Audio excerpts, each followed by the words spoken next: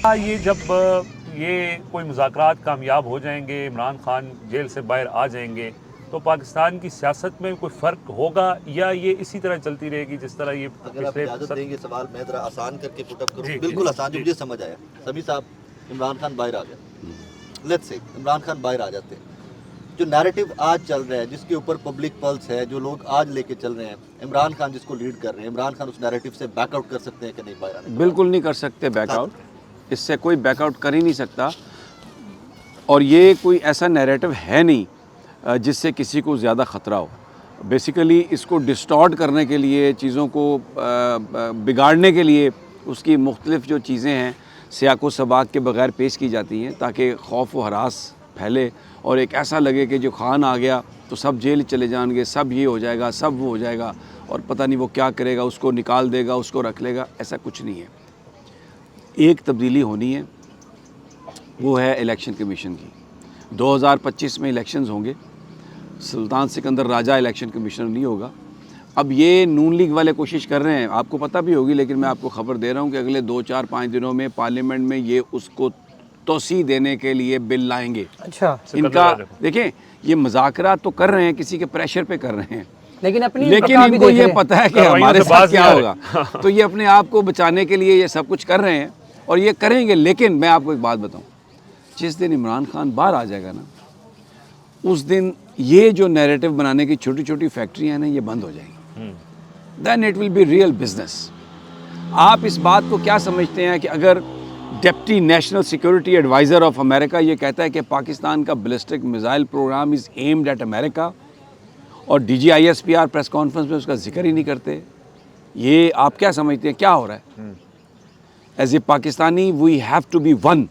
Yes, हमारी फ़ौज, हमारी अदालतें, हमारी पार्लियामेंट, हमारे लोग, हमारी सियासतदान, अगर हमने पाकिस्तान को बचाना है तो we have to be one. अपने we need to rise above our personal likes and dislikes.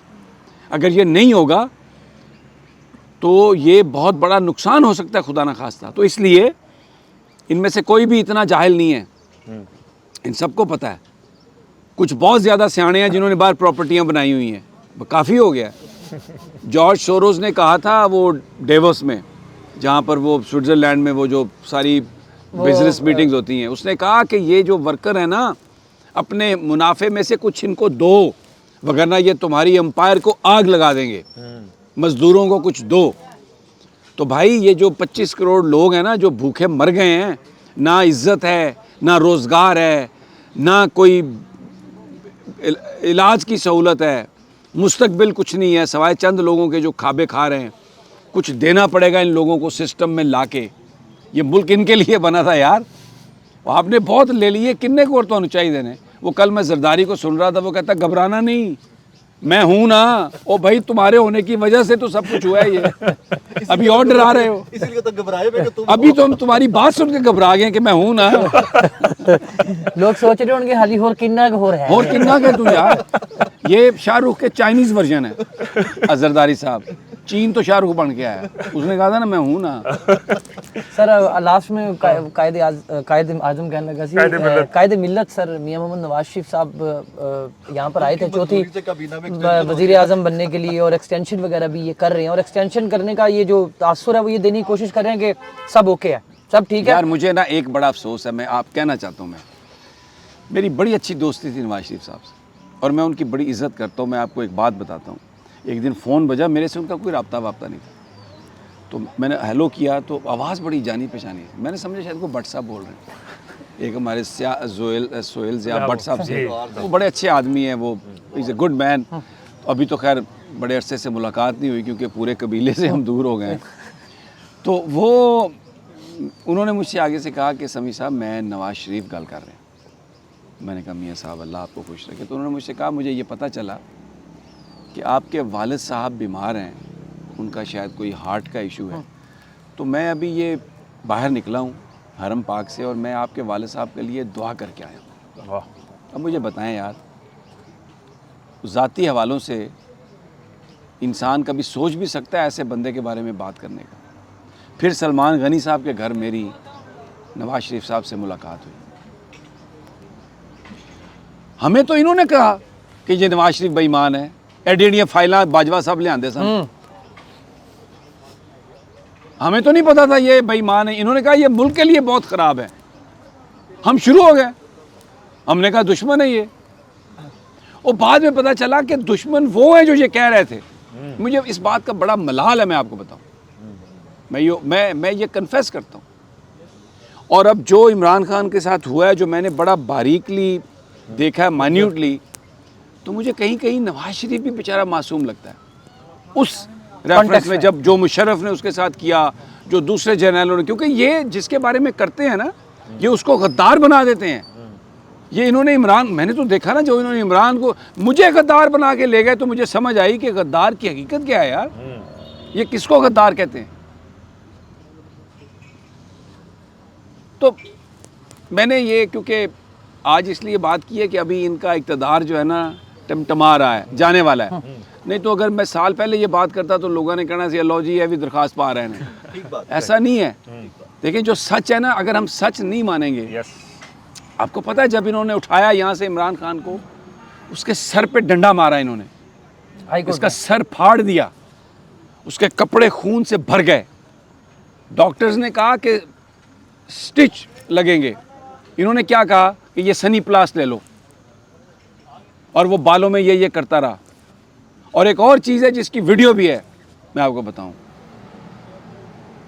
इन्होंने तशद्दुद किया इमरान खान पर। वो बहुत बड़ा आदमी है, उसने तो जिक्र नहीं किया, और फिर उसने कहा कि मैं माफ़ करता हूं, हंस पड़ता है। क्या बात कर रहे हैं ये। तो मैंने इसलिए कुछ चीज़ें अब हम, क्योंकि मैं ये पूछना चाह रहा था कि अब उनका क्या, उनको आपको नहीं लगता, आपने कहा कि उनके खिलाफ भी हो, बिल्कुल ठीक है, इन्होंने अच्छा, किया, फिर मैं जो आपको इमरान खान के बताऊं, खिलाफ मैं कर आपको रहे एक और वाक़या भी बता देता हूँ। मेरी दोस्ती थी रिचर्ड हॉलब्रुक से, जो अमेरिकन स्पेशल इन्वाई थे। जब रेमंड डेविस का मामला था ना, तो नवाज शरीफ साहब ने मुझे नाश्ते पे बुलाया, सिर्फ मुझे अकेले को। मैं जाती उमरा गया, पंजाब गवर्नमेंट की गाड़ी मुझे लेके गई वहाँ पे, तो आगे बड़ा परहेजी सा नाश्ता था। अच्छा, उबले हुए अंडे, एग वाइट्स, आमलेट, टोस्ट। तो मैंने मियाँ साहब से कहा, सर अगर मैंने इजाज़त दो तो मैं थोड़े को गल पूछ लूँ। उन्होंने कहा नहीं पूछे। मैंने कहा सर मैं तो ये सुनता था कि आपके बड़े बड़े नाश्ते, खाबे, न्यारियाँ, और हम तो ये आपकी वो बैंड बजाने के लिए ये बातें लिखते होते थे। तो मियाँ साहब हंस पड़े। उन्होंने मुझसे कहा कि ये वो मैं नहीं खांदा है चीज़ां, शहबाज साहब खांदे ने। हंसते हुए कहा, पता नहीं जोकिंगली कहा, क्योंकि शहबाज शरीफ के साथ भी मैंने ट्रैवल किया खसूसी फ़्लाइट में, 3-4 लोग ही थे हम। तो मतलब मेरे इनसे बड़े अच्छे ताल्लुकात थे एक्चुअली। मैं आपको बताऊँ, ये इन्होंने जिन्होंने ख़राब किए हैं ना, फाइलां तो ना देते हैं आगे। तो वो शहबाज साहब ने, राजा इशफाक सरवर मरहूम, मैं और शहबाज शरीफ साहब, हम 3 लोग थे जो मुझे साथ लेके गए। वो एक दफ़ा नहीं, कई दफ़ा। तो उन्होंने वो हॉट पॉट था, उसमें ना घर से बने हुए कबाब थे। अच्छा। तो उन्होंने वो खोला, उसको मुझसे कहा खाएं आप भी। मैं थोड़ा सा झिझका, मैंने कहा नहीं घर से बनवाए हैं मैंने, ये बड़े अच्छे हैं और बड़ा सेहत के लिए। तो मुझे लगता नहीं है कि शहबाज साहब भी ये खाते होंगे, पहले शायद खाते होंगे, लेकिन बाद में वो सारा कुछ हुआ। जो मैं कहना चाह रहा हूँ ना, वो ये है कि बहुत सारी मिसकंसेप्शंस हैं। फ़ारूक लगारी साहब ने, अब अल्लाह उन्हें जन्नत नसीब करे, लड़ाई करवाई थी नवाज़ शरीफ और बेनज़ीर की। जो मियाँ शरीफ साहब को लाहौर में जो गिरफ़्तारी करवाई गई थी ना, वो बेनज़ीर ने ऑर्डर नहीं दिया था, बेनज़ीर को पता भी नहीं था। वो सदर पाकिस्तान को पता था, और वो जिनके पास सोटी है उनको पता था, क्योंकि वो जो एक्शन डालना चाहते थे उससे पहले ज़रूरी था कि नवाज़ शरीफ और बेनज़ीर की शदीद लड़ाई हो। क्योंकि ये जब भी एक फ़रीक को इन्होंने भेजा है ना, तो दूसरा फ़रीक तैयार होता था।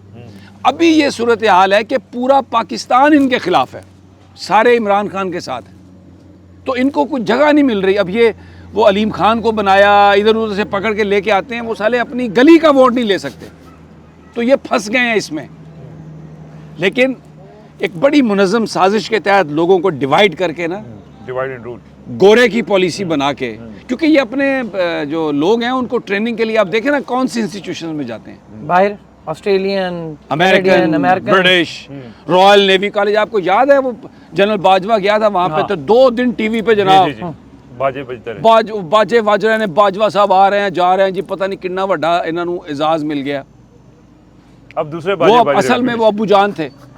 तो ये बेसिकली साकिब साहब, मैं माफ़ी अगर समा खराशी की माफ़ी चाहता हूँ, लेकिन हकीकत ये है असल में, और ये मीडिया पे आने नहीं देते, उठा लेते हैं, पा दो लम्हा लाल कर दो। लेकिन फिर भी बात छुप नहीं रही। नहीं, अब तो बात निकल आई है ना बात सर, निकल आई है। गल तो हुण बड़ी अगे वध गई है। गल वध गई। मुख्तार आ, गल वध गई है। गल वध गई है।